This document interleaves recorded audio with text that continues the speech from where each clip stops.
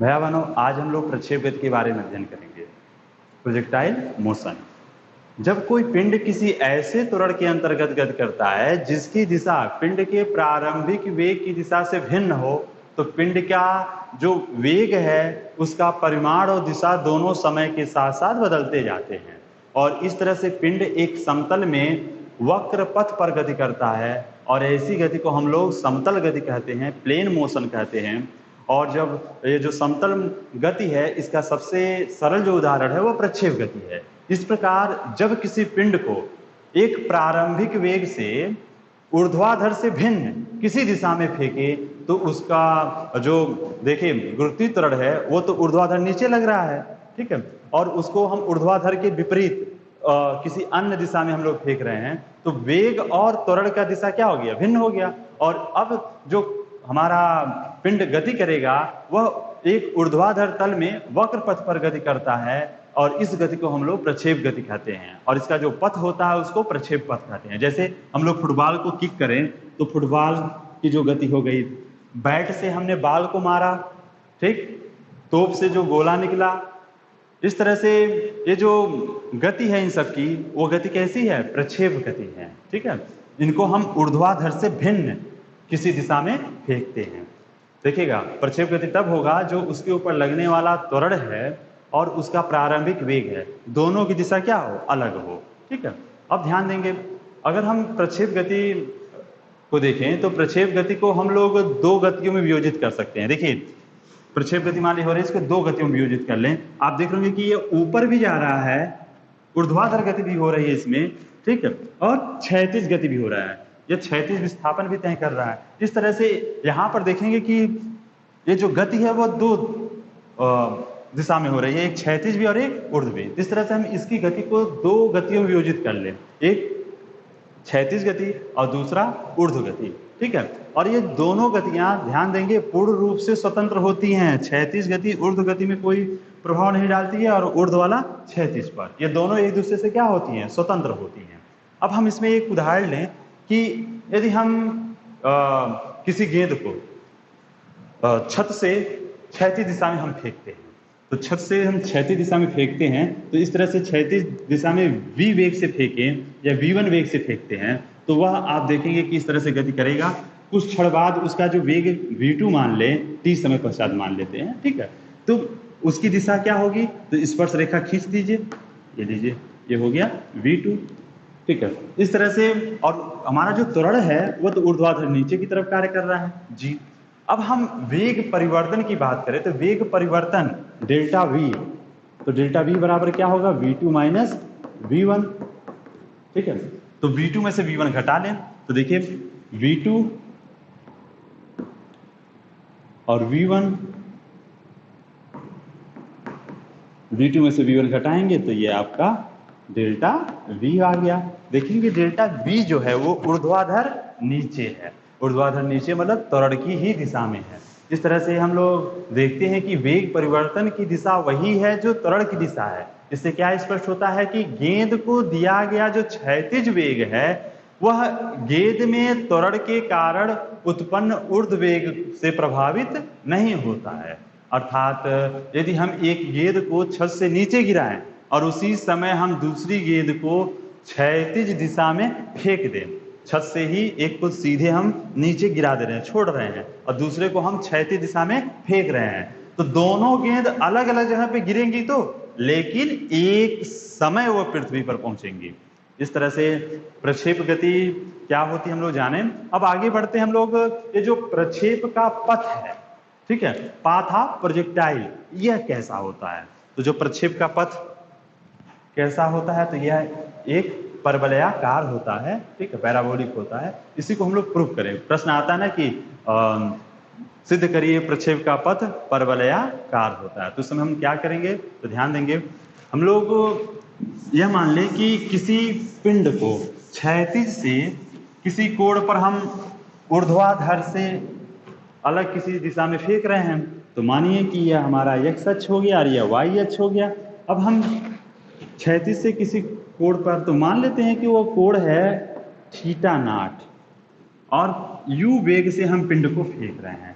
क्षैतिज से theta naught कोण पर u वेग से हम पिंड को फेंकते हैं, तो फेंकेंगे तो या इस तरह से गति करते हुए कहीं टकराएगा। चलिए, तो अब इसका जो वेग है, इस वेग को दो घटकों में वियोजित करते हैं, एक क्षैतिज और एक ऊर्ध्व। तो वियोजित करना हम लोग जानते ही हैं कि हम लोग जिस दिशा में ज्ञात करना उस लंब डाल देंगे।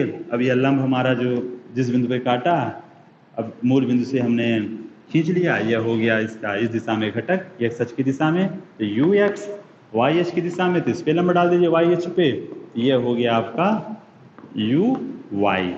ठीक है, इस तरह से हम लोग कण का जो प्रारंभिक वेग है u, ठीक है, उसका दो घटक हमने निकाल लिया, क्षैतिज वेग और ऊर्ध्व वेग। ठीक है, तो अब देखिए, आप जानते हैं इसी में हम cos थीटा का जो फॉर्मूला लगा देते हैं, तो ux का मान कितना आ जाएगा, ux बराबर u cos थीटा और uy बराबर साइन का लगाएंगे u साइन थीटा। देखिए, इसमें साइन का लगा देंगे तो हमको ये मिल जाएगा और cos का लगाएंगे तो ये मिल जाएगा। ठीक है, इस तरह से ux का मान और uy का मान हमें प्राप्त हो जाएगा। आप सब इसको वियोजन पढ़े ही हैं, वहाँ पे सब डिटेल में आपको बताया गया है। अब आगे हम लोग आते हैं। देखिए, पिंड की ये जो गति है, यह गति गुरुत्वीय त्वरण g के अंतर्गत है, जो कि अचर है, मतलब अपरिवर्ती है, और यह सिर्फ किस दिशा में लग रही है, ऊर्ध्वाधर दिशा में। ठीक है, तो आपका देखेंगे कि पिंड का जो क्षैतिज वेग है ux, इस पर त्वरण का कोई प्रभाव नहीं पड़ेगा। आप इसको ऐसे भी देख सकते हैं कि क्षैतिज वेग ux है और हमारा जो त्वरण है g, ऊर्ध्वाधर नीचे है, इनके बीच का कोण कितना है, 90 डिग्री है।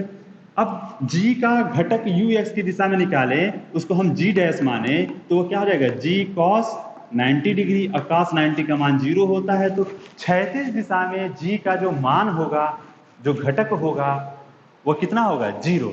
अर्थात क्षैतिज दिशा में g का कोई प्रभाव नहीं पड़ता है। इस प्रकार पूरी गति के दौरान हमारा जो क्षैतिज वेग है वह अपरिवर्तित रहता है। कि देखिए, कब रहेगा अपरिवर्तित, ध्यान देंगे, g का तो कोई प्रभाव नहीं पड़ रहा है, लेकिन वायु का प्रतिरोध का तो प्रभाव पड़ेगा। तो हम लोग वायु की जो प्रतिरोध है उसको नगण्य मान लेते हैं। ठीक है, इस प्रकार वायु के प्रतिरोध को यदि हम नगण्य मान लें, तो उस स्थिति में क्षैतिज वेग हमारा अपरिवर्तित रहता है, लेकिन जो ऊर्ध्वाधर वेग है वह परिवर्तित होता रहता है, क्योंकि हमारा त्वरण उसी की दिशा में या उसके विपरीत दिशा में कार्य करता है। जब हम ऊपर फेंक रहे हैं तो विपरीत दिशा में, फिर धीरे धीरे इसका वेग घटते घटते क्या हो जाएगा, 0, और उसके बाद फिर क्या होगा, नीचे आना शुरू कर देगा। इस तरह से ऊर्ध्वाधर जो वेग है वह समय के साथ क्या होता है, लगातार बदलता रहता है। अब देखें, हमने गति को दो भागों में बांट दिया है, एक क्षैतिज और एक ऊर्ध्व। अब हम मानते हैं कि t समय पश्चात जो कण मान लेते हैं यहाँ पहुंचा है, उसने जो क्षैतिज दूरी तय किया है उसको x मान लें, क्षैतिज दूरी को x माने और ऊर्ध्वाधर दूरी को y मान लें। ऊर्ध्वाधर दूरी उसके द्वारा y तय किया गया और क्षैतिज दूरी x तय किया गया है। ठीक है, और इस क्षण उसका जो वेग है वह वेग क्या है, v है। प्रारंभिक वेग u और अंतिम वेग को यहाँ हम लोग क्या मानते हैं, v मानते हैं। अब इसके वेग को दो घटकों में वियोजित करें, क्षैतिज और ऊर्ध्व। तो चलिए लंब डाल दीजिए, यह हो गया उसका क्षैतिज वेग और यह हो गया ऊर्ध्व वेग। ठीक है, तो क्षैतिज वेग vx, ऊर्ध्व वेग vy। ठीक है, अब देखिए यहाँ पे हम लोग इसमें चूंकि इसकी दो गतियां हमने मान लिया, एक क्षैतिज और एक ऊर्ध्व, तो क्षैतिज गति क्षैतिज विस्थापन के लिए और ऊर्ध्व गति ऊर्ध्व विस्थापन के लिए। तो यहाँ पर जो क्षैतिज विस्थापन x हुआ है t समय पश्चात, वह कितना होगा। तो क्षैतिज विस्थापन x बराबर क्या होगा, तो विस्थापन बराबर होता क्या है, तो वेग गुणे समय। तो क्षैतिज वेग गुणे समय, देखिए हमारा जो क्षैतिज वेग है वह अपरिवर्तित है। ठीक है, तो इस तरह से क्षैतिज वेग गुणे समय, तो ux गुणे t कर देंगे और ux का मान कितना है, u cos थीटा नॉट। देखिए एक चीज छूट गया यहाँ पे, थीटा नॉट है ना, तो ये जो कोण है इसको थीटा नॉट। ठीक है, u cos theta naught into t। इस तरह से क्षैतिज विस्थापन कितना है, वह हो गया u cos theta naught into t। इसको समीकरण 1 बना लें। अब देखेंगे यहाँ पे, अब हम ऊर्ध्व विस्थापन ज्ञात करें। देखिएगा, जब हम क्षैतिज विस्थापन की बात आती है तो क्षैतिज वेग लेंगे, क्षैतिज त्वरण लेंगे। ठीक है, जब ऊर्ध्व की बात आएगी तो ऊर्ध्व विस्थापन, ऊर्ध्व वेग, ऊर्ध्व त्वरण लेंगे। तो अब ऊर्ध्व विस्थापन हमें ज्ञात करना है y। तो ऊर्ध्व गति हम लेंगे तो ऊर्ध्व गति में ध्यान देंगे विस्थापन कितना है y, समय तो t ही है, ठीक है। त्वरण का मान कितना है, तो हम ऊपर फेंक रहे हैं, त्वरण का मान किधर है नीचे, तो -g हो गया। तो ऊर्ध्व विस्थापन हमें ज्ञात करना है, कौन सा समीकरण लगा दें, तो गति का जो दूसरा समीकरण है उसका उपयोग करें। तो गति का जो दूसरा समीकरण है वह क्या है, यस बराबर ut plus half at square. इसका उपयोग करेंगे तो विस्थापन तो हमारा कितना हो गया y, ऊर्ध्व गति में देखिए y विस्थापन, प्रारंभिक वेग तो uy इंटू टी, और देखिए त्वरण हमारा क्या है माइनस है g, देखिए -g है तो चिन्ह माइनस हो जाएगा, 1 - 1/2 g t², ठीक है। अब uy का मान रख देंगे तो क्या हो जाएगा u sin थीटा नॉट, ठीक है, इंटू t का भी मान रख दें, ठीक है। तो t का मान कितना है, तो देखिए यहां से पहले समीकरण से t बराबर हो जाएगा x/u cos थीटा नॉट। तो यही t का मान हम यहाँ रख दें, तो t का मान रखेंगे तो क्या हो जाएगा x/u cos theta naught minus half g t², मतलब x/u cos theta naught square, ठीक है। अब देखिए u से u कट जाएगा, ठीक है, तो क्या बचेगा x sin theta upon cos theta tan theta naught minus half g x² upon u² cos² theta naught, ठीक है। तो इस तरह से हमको यह मिल रहा है। इसको थोड़ा सा हम लोग व्यवस्थित कर लें, तो व्यवस्थित करके इस तरह लिख सकते हैं कि tan theta naught x minus half g upon u² cos² theta naught x², ठीक है। तो y बराबर, तो इस तरह से y का जो मान हमें प्राप्त हो रहा है वो क्या दिख रहा है कि y में एक घात है और x में कितना घात है, 2 घात है। यह एक परवलय को प्रदर्शित करता है। इससे क्या स्पष्ट हो रहा है कि जो प्रक्षेप का प्रक्षेप पथ है वो कैसा होता है, परवलयाकार होता है। ये जो समीकरण हमको मिला है क्षैतिज विस्थापन और ऊर्ध्व विस्थापन में, तो उसमें क्या दिख रहा है कि y एक घात में और x द्विघात में है, जो एक परवलय के समीकरण को प्रदर्शित करता है। इस प्रकार से इसकी जो प्रक्षेप की गति है वह परवलयाकार है। तो अगर आपसे पूछा जाए प्रक्षेप का पथ कैसा होता है तो कैसा होता है, परवलयाकार होता है। तो इसको प्रूव करने के लिए आपको इतना करना होगा, ठीक है। अब ध्यान देंगे, अब हम लोग इस पे आगे चलते हैं। अब हमें प्रक्षेप का उड्डयन काल ज्ञात करना हो, ठीक है, कि कितना होगा, कितने देर बाद, मतलब कितने समय तक वह हवा में रहा, ठीक है। तो फ्लाइट टाइम ऑफ प्रोजेक्टाइल, तो हमारा जो पिंड है, ठीक है, वह समतल के प्रक्षेप बिंदु से उच्चतम बिंदु तक जाना और उच्चतम बिंदु से होते हुए पुनः उस समतल से टकराना, इतना कितना समय लगता है। पिंड को हमने फेंका तो वह उच्चतम बिंदु तक गया, फिर वहां से होते हुए पृथ्वी से टकराया। तो इस प्रकार जितना समय लगता है वही समय क्या हो गया, उड्डयन काल हो गया। तो जितने समय में पिंड प्रक्षेपण के पश्चात समतल से टकराता है वह समय उड्डयन काल कहलाता है।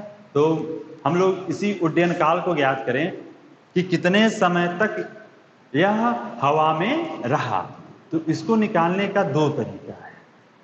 एक है कि हम लोग सीधा इसको 2 भागों में बांट दें कि इसको जितना कितना देर लगा महत्तम बिंदु तक जाने में, ठीक, तो और फिर वहां से नीचे आने में। तो ध्यान देंगे जितना समय लगता है यहां तक पहुंचने में उतना ही समय यहां से आने में लगता है। यदि महत्तम ऊंचाई तक जाने में लगा समय स्मॉल t मान लें तो टोटल जो उड्डयन काल होगा उसको अगर हम t माने तो t बराबर क्या होगा 2 स्मॉल t, ठीक है। एक तरीका यह है। तो पहले हम इसी को देख लें, ठीक है। अब देखिए हम लोगों को एक चीज ध्यान रखिएगा, उड्डयन काल जब पूछा जाए, ठीक है, उड्डयन काल कितना है, तो उड्डयन काल, तो उस स्थिति में हम लोग ऊर्ध्व गति को लेंगे। किसको लेंगे? ऊर्ध्व गति। उड्डयन, ऊ से उड्डयन और ऊ से ऊर्ध्व, इसको ध्यान में रखेंगे तो आपसे कोई समस्या नहीं होगी। जब भी उड्डयन काल पूछा जाए तो उड्डयन काल मतलब ऊर्ध्व गति आप ले लीजिए। ऊर्ध्व गति लेंगे, आपको कहीं समस्या नहीं होगी, आराम से आप सॉल्व कर लेंगे बिना किसी फार्मूले को रटे हुए। अब देखिए, आपको उड्डयन काल ज्ञात करना है तो ऊर्ध्व गति लेंगे, और ऊर्ध्व गति में क्योंकि हमें समय ज्ञात करना है तो हमें क्या क्या मालूम है।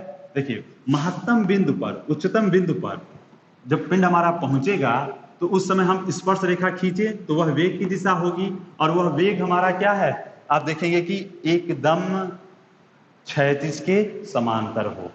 ठीक है, इसका घटक अगर आप बांटेंगे ऊर्ध्व, तो ऊर्ध्व तो हमारा 0 हो जाएगा। अरे सीधी सी बात है कि उच्चतम बिंदु पर ऊर्ध्व वेग क्या हो जाएगा? 0। अगर ऊर्ध्व वेग 0 ना होता तो और ऊंचाई तक जाता।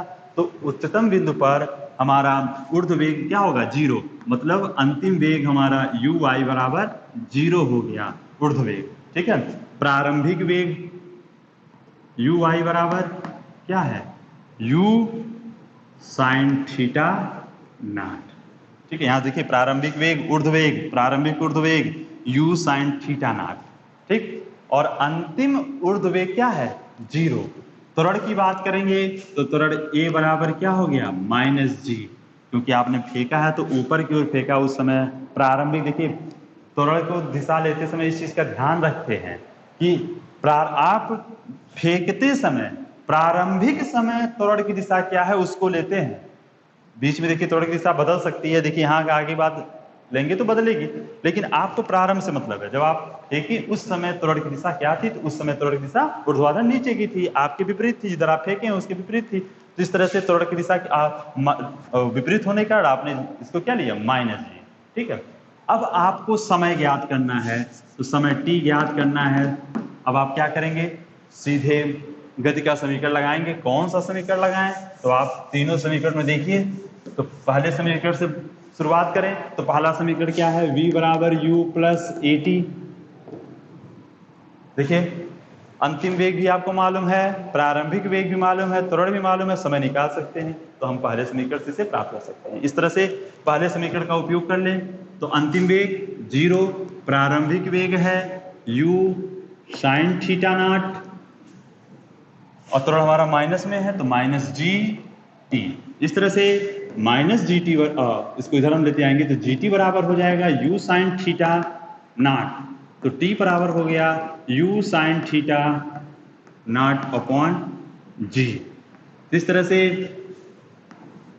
महत्तम ऊंचाई तक जाने में लगा समय हमें मिल गया, तो टोटल जो उड्डयन काल होगा वह इसका दूना हो जाएगा, तो हो जाएगा यह 2u sin theta not upon g। इस तरह से उड्डयन काल हमें प्राप्त हो गया। ठीक है, तो उड्डयन काल बराबर 2u sin theta not upon g। ठीक है, अब इसको दूसरे रूप में भी हम लोग कर सकते हैं। देखिए, हमने यहां से फेंका है और वहां पे जाकर पृथ्वी से टकराया। आप देखिए, जिस वेग से आपने फेंका है, ठीक है, टकराते समय भी उसका वेग वही होता है। तो इस तरह से ऊर्ध्व वेग इसका u है, तो टकराते समय जो इसका वेग होगा उसकी दिशा नीचे की ओर होगी और वह इसी के ही बराबर होगी, बस दिशा क्या हो जाएगी? विपरीत। तो अगर हम इसको प्रारंभिक वेग मान ले रहे हैं, पूरे उड्डयन काल की बात करें, तो अंतिम वेग जो हमारा होगा वो -u हो जाएगा, और इसको लेके करेंगे तो हमको भी यही मान तब भी प्राप्त हो जाएगा। ठीक है, अब हम लोग आते हैं प्रक्षेप की ऊंचाई। यह जिसको हमने फेंका है, ठीक है, वह अधिकतम कितनी ऊंचाई तक जाती है? तो पिंड के पथ के महत्तम बिंदु की ऊर्ध्वाधर ऊंचाई। महत्तम बिंदु यहां देखिए, पिंड के पथ के उच्चतम बिंदु की ऊर्ध्वाधर ऊंचाई, यही हमारा क्या हो जाएगा? इसको कैपिटल H माने तो ही हो जाएगी प्रक्षेप की ऊंचाई, हाइट ऑफ प्रोजेक्टाइल। तो पिंड के पथ के उच्चतम बिंदु की ऊर्ध्वाधर ऊंचाई प्रक्षेप की ऊंचाई कहलाती है। ठीक है, तो हम लोग इसी को ज्ञात करना है, तो ऊंचाई ज्ञात करना है, तो प्रक्षेप की ऊंचाई u, तो कौन सा उसमें गति ले लेंगे? ऊर्ध्वाधर गति। ठीक है, इस चीज को ध्यान रखिएगा। जैसे हमने कहा ना कि उड्डयन काल u तो ऊर्ध्व गति, ठीक है। तो उड्डयन में भी ऊ आ रहा है तो ऊर्ध्व गति लेंगे, और ऊंचाई में भी ऊ आ रहा है तो कौन सी गति? ऊर्ध्व गति। यह एक छोटा सा ट्रिक है आपको थोड़ा समझने के लिए, आसानी से काम आपका हो जाएगा। अब देखिए, अब हम लोग को ऊंचाई ज्ञात करनी है, तो आप देखेंगे कि महत्तम बिंदु पर हमारा जो वेग है ऊर्ध्व गति का वो कितना है? 0। प्रारंभिक वेग u sin थीटा, त्वरण हमारा -g है, और हमको ऊंचाई ज्ञात करना है। कौन सा समीकरण लगाएं जिसमें ये विस्थापन आता है, ऊर्ध्व विस्थापन हमें ज्ञात करना है। तो विस्थापन आया तो पहले समीकरण में तो नहीं है, दूसरे और तीसरे में है। तो दूसरे समीकरण के लिए हम लेते हैं तो s बराबर ut प्लस हाफ at²। तो हमको इसमें देखेंगे कि हमको विस्थापन ज्ञात करना है, प्रारंभिक वेग हमें मालूम है लेकिन समय नहीं मालूम, दो राशियां नहीं मालूम है, तो इसका उपयोग हम नहीं कर पाएंगे भी। तीसरे को देख लें तो v² बराबर u² प्लस 2as। अब इसमें देखेंगे तो अंतिम वेग भी मालूम है, प्रारंभिक वेग भी मालूम है, त्वरण भी मालूम है, विस्थापन हम ज्ञात कर सकते हैं, एक ही अज्ञात राशि है, निकल जाएगा। तो अब हम तीसरे समीकरण का उपयोग करेंगे। तो तीसरे समीकरण को देखें तो ऊर्ध्व गति में हम तीसरा समीकरण उपयोग कर रहे हैं, तो अंतिम वेग, ऊर्ध्व गति में अंतिम वेग क्या है? 0। हमने पहले इस चीज को लिख रखा है, देखिए उड्डयन काल निकाल रहे थे तो उसी समय यह था। तो अंतिम वेग 0, प्रारंभिक वेग u sin थीटा नॉट, इसका स्क्वायर कर लीजिए, फिर त्वरण हमारा ऋणात्मक है तो -2g, और विस्थापन कैपिटल H, इसको इधर भेज दीजिए तो 2gh बराबर, इसका वर्ग कर लीजिए तो u² sin² थीटा नॉट, ठीक है। तो h बराबर क्या हो जाएगा? तो u² sin² थीटा नॉट अपान 2g। इस तरह से उड्डयन काल करें, प्रक्षेप की जो ऊंचाई है, महत्तम ऊंचाई है, वो महत्तम ऊंचाई हमारी कितनी मिल गई है? u² sin² थीटा नॉट अपान 2g, ठीक है। तो इस तरह से आज हम लोगों ने प्रक्षेप के पथ का जो समीकरण प्राप्त कर लिया, फिर हमने उड्डयन काल का समीकरण प्राप्त कर लिया, सूत्र प्राप्त कर लिया, और प्रक्षेप की ऊंचाई का प्राप्त कर लिया। ध्यान देंगे, ये हमें याद रहेगा, तो जब हमें प्रश्न पूछा जाएगा तो हम सरलता से सॉल्व कर ले जाएंगे। लेकिन यह कब लग पाएगा? जब क्षैतिज से फेंका गया हो पिंड और क्षैतिज में ही टकराया हो, विशेष कंडीशन है। लेकिन यदि कंडीशन बदल गया तो हम डायरेक्ट इस सूत्रों का उपयोग नहीं कर पाएंगे, ठीक। लेकिन हमने जो तरीका पढ़ा उस तरीकों का ध्यान में रखेंगे तो चाहे जैसा प्रश्न आए, जैसे हम लोगों ने फार्मूला का निगमन हमने कर लिया, वैसे ही हम उस प्रश्न को सॉल्व करेंगे और वो प्राप्त हो जाएगा। जैसे हमसे उड्डयन काल जब पूछा जाएगा, जब भी पूछा जाए तो हम क्या करेंगे? उसकी गति को दो भागों में बांटेंगे, एक क्षैतिज और एक ऊर्ध्व, ठीक है। और उसका ऊर्ध्व गति लेंगे। ऊर्ध्व गति में उसका प्रारंभिक वेग क्या है, अंतिम वेग क्या है, इस तरह से ऊर्ध्व में उसका क्या विस्थापन हुआ है, इन चीजों को ध्यान में रखते हुए गति का सीधे देखिएगा, गति का समीकरण लगा देंगे और हमें मान सभी क्या हो जाएंगे? प्राप्त हो जाएंगे। तो हमको करना क्या होगा? जहां भी प्रक्षेप गति की बात आएगी तो वहां पर उसका गति को दो भागों में बांट लेंगे, एक क्षैतिज और एक ऊर्ध्व, ठीक है। जब क्षैतिज विस्थापन पूछा जाएगा या क्षैतिज परास पूछा जाएगा तो वहां पे हम लोग क्षैतिज गति लेंगे। जब उड्डयन काल पूछा जाएगा, ऊंचाई पूछी जाएगी, उस समय हम लोग ऊर्ध्व गति को ले लेंगे। और हाँ, एक चीज और इसमें देखिए, हम लोग यच का जो मान ज्ञात किए ना, इसमें एक चीज और ये कर ले कि यच का मान अधिकतम क्या होगा और कब होगा। तो यच का अधिकतम मान क्या होगा? तो ध्यान दीजिए, यच का अधिकतम मान ज्ञात करना है तो sin² थीटा का मान क्या हो? अधिकतम हो। और sin² थीटा का मान, साइन या कास किसी का अधिकतम मान कितना होता है? 1 होता है। तो इस तरह से sin² थीटा का अधिकतम मान कितना? 1, ठीक है। तो उस स्थिति में एच मैक्स का मान कितना हो जाएगा? तो u² 2g, ठीक है। तो ध्यान देंगे, sin² थीटा का अधिकतम मान 1 होता है ना, उस स्थिति में यच का मान क्या होगा? अधिकतम होगा। और कितना होगा? तो u² 2g। अब देखिए, sin² थीटा बराबर 1, इसका मतलब sin थीटा बराबर 1, और 1 कब होता है? जब साइन कितना हो? 90 डिग्री। इसका मतलब थीटा बराबर 90 डिग्री। जब हम किसी प्रक्षेप को 90 डिग्री के कोण पे फेंकेंगे तब वह अधिकतम ऊंचाई तक जाएगा। यही कारण है कि ऊंची कूदने वाले जो खिलाड़ी होते हैं वह अपने शरीर को ऊर्ध्वाधर दिशा में उछालते हैं। ठीक है, तो अब अगला इसमें है, हम लोगों ने उड्डयन काल और ऊंचाई ज्ञात कर लिया। अब बचता है प्रक्षेप का परास, रेंज ऑफ प्रोजेक्टाइल। परास मतलब कितनी दूरी तक क्षैतिज दूरी उसने तय किया। ठीक है, तो अपने उड्डयन काल के दौरान पिंड जितनी क्षैतिज दूरी तय करता है वही दूरी प्रक्षेप का क्षैतिज परास कहलाता है, जिसको हम लोग आर से प्रदर्शित करते हैं। तो क्षैतिज परास मतलब वही क्षैतिज विस्थापन। क्षैतिज विस्थापन मतलब क्षैतिज वेग गुणे उड्डयन काल।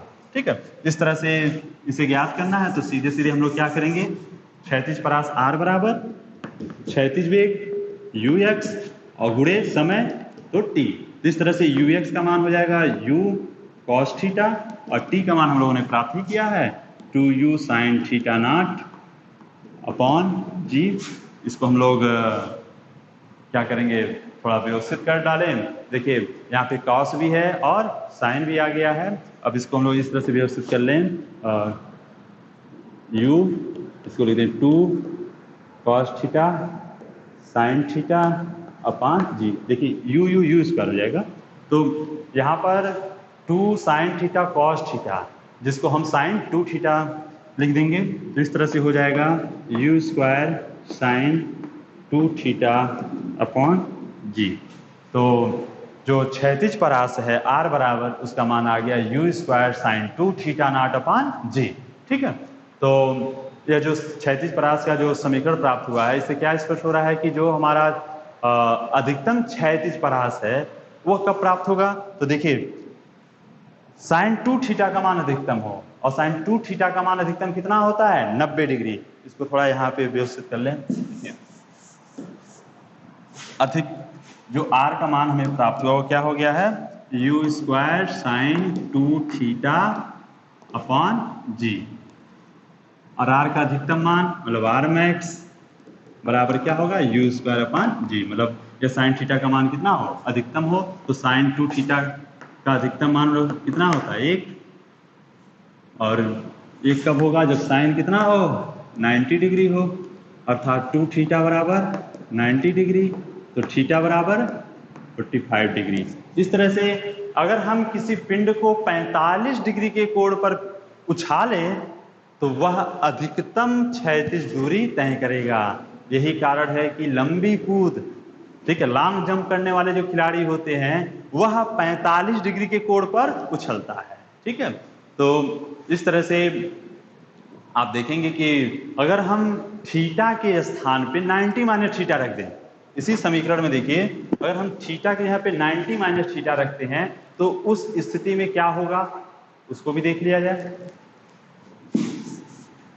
अगर कोई पिंड थीटा की जगह पर, थीटा कोण की जगह पर 2 और 90 माइनस थीटा के कोण से अगर फेंका जाए, ठीक है, तो यू स्क्वायर साइन 2 थीटा जगह पे 90 माइनस थीटा अपॉन जी, तो हो जाएगा यू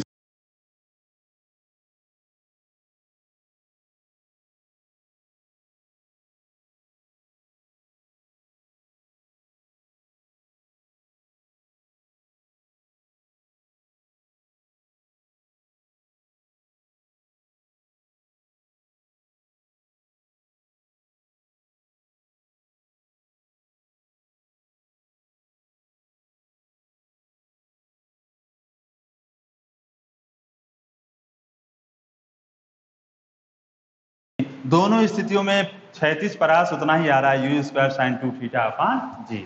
अर्थात यदि हम किसी जैसे फुटबॉल को किक लगा रहे हैं और 30 डिग्री पर हमने किया, ठीक है, तो जितनी दूरी और 90 माइनस 30 कितना हो गया 60। तो अगर हम 30 डिग्री पर फुटबॉल को किक करें या 60 डिग्री पर करें, दोनों स्थितियों में, ठीक है, वह समान दूरी तय करेगा। दूरी समान, क्षैतिज दूरी समान करेगा। देखिए ऊंचाई अलग हो सकती है, ठीक है, लेकिन क्षैतिज दूरी क्या होगी समान। इस प्रकार से हम थीटा कोण पर किसी पिंड को फेंकें या 90 माइनस थीटा कोण पर फेंकें, उसके द्वारा तय की गई क्षैतिज दूरी क्या होगी समान हो जाएगी। ठीक है, तो इस तरह से हम लोग ध्यान दें कि ये जो फार्मूला हमको मिला है क्षैतिज परास का u square sine 2 theta upon g, ठीक है। यह कब है कि जब हम उसको जिस तल से फेंक रहे हैं उसी तल पर आकर वो टकराए, उसके लिए है। ठीक है। तो इस तरह से हम लोग ये जो 4 समीकरण हम लोग को मिले हैं इसको तैयार कर लेंगे, और कोई भी न्यूमेरिकल जो हमारे सामने आता है उस न्यूमेरिकल में बस हमें इतना ध्यान देना है कि उसके गति को 2 घटकों में वियोजित कर लेना है, एक क्षैतिज और एक ऊर्ध्व। और उसके बाद जो उसमें पूछा गया है उसको ज्ञात करने के लिए गति के जो 3 समीकरण हमें दिए गए हैं उन्हीं 3 समीकरणों का उपयोग करना है। ठीक, ऊर्ध्व गति के लिए अलग और क्षैतिज गति के लिए अलग लगाकर हम लोग जो प्रश्न में पूछा गया होगा उसको आराम से प्राप्त कर लेंगे। नहीं तो हम लोग इसमें कई सारे कंडीशन है कि हम उसको फेंकते हैं तो वह आनत तल है, जैसे ऐसे भी हो सकता है कि यच ऊंचाई से हम पिंड को फेंकें, तब अब यच ऊंचाई से हमने पिंड को फेंका, अब उसके लिए फिर 4 समीकरण हम लोग प्राप्त करें, उसका उड्डयन काल, उसका क्षैतिज परास, उसका महत्तम ऊंचाई। ठीक है, फिर वही क्षैतिज से किसी कोण पर फेंका गया एक और एक दूसरा क्षैतिज से किसी कोण पर नीचे की ओर फेंका जाए। इस तरह से कई सारे इसके कंडीशन आएंगे और हम लोग जब हर कंडीशन का अलग अलग जो फार्मूला है उसका निगमन करें और उसको याद रखें तब प्रश्न आसानी से सॉल्व हो जाएगा। लेकिन अगर कहीं थोड़ा कंफ्यूजन हो गया, एक का दूसरे में दूसरे का तीसरे में लगा दिए तो फिर आपका सब गड़बड़ हो जाएगा। इस कारण से जिनकी क्षमता है याद करने की वह हर कंडीशन के लिए अलग अलग जो फार्मूला है उसको याद कर लेंगे, तो उनसे जिसके उनकी जो न्यूमेरिकल जो सॉल्व करना है वो जल्दी सॉल्व कर ले जाएंगे। लेकिन अगर जिनको थोड़ा याद करने में असुविधा होती है वो लोग बस तरीका समझें और उस तरीके से उसको सॉल्व करें। थोड़ा सा लंबा होगा लेकिन सही से वो सॉल्व हो जाएगा। लेकिन अगर कहीं मिस्टेक हो जाता है, उनको थोड़ा सा भी दाएं बाएं हो गया तो उस स्थिति में पूरा न्यूमेरिकली क्या हो जाएगा, गलत हो जाएगा। तो इस तरह से इसमें करने के लिए तो कई सारे कंडीशन हैं। ठीक है, तो हम ऐसा करते हैं कि हर तरह के प्रश्नों को सॉल्व करते हैं बिना किसी फार्मूले के। ठीक है, ना हम क्षैतिज परास का फार्मूला यूज करें, ना हम उड्डयन काल का, हम सीधे डायरेक्ट गति को 2 घटकों में वियोजित कर लेंगे, एक क्षैतिज और एक ऊर्ध्व, और उसकी सहायता से हम लोग फिर क्या करेंगे, प्रश्न को सॉल्व करेंगे गति के समीकरण को अप्लाई करके। गति के समीकरण हम सबको कंठस्थ है, उसमें कोई दिक्कत नहीं है, उसकी सहायता से हम लोग सॉल्व करेंगे और प्रश्न, कोई भी प्रश्न जितने भी न्यूमेरिकल हैं सब उससे सॉल्व हो जाएंगे। ठीक है, तो कल से हम लोग न्यूमेरिकल को सॉल्व करेंगे और उसमें जो समस्याएं आएंगी उनको आप बताइएगा, उसका निवारण किया जाएगा।